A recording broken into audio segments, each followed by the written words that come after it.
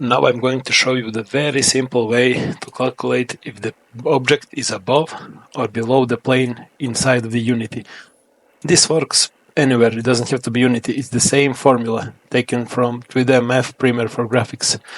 So this object should be above the plane. If I press play, the debug message should show above the plane. Object is above the plane. But if I now push it down there, it should be below the plane. Let's see. Yep, it's below the plane. So what's the formula for this? So first, what I do is I take the world matrix because I want to get the plane points, the vertices from the mesh. So I need them to be in the world space. I do that by converting its local space to the world space.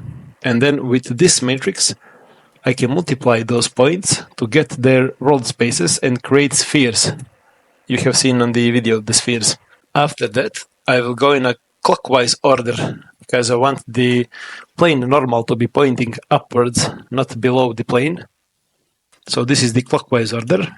Then I calculate how far the plane is from the origin and whatnot. This is important because we use this to calculate if the object position is above or below the plane by using the dot product, and we minus that by d, and that's it.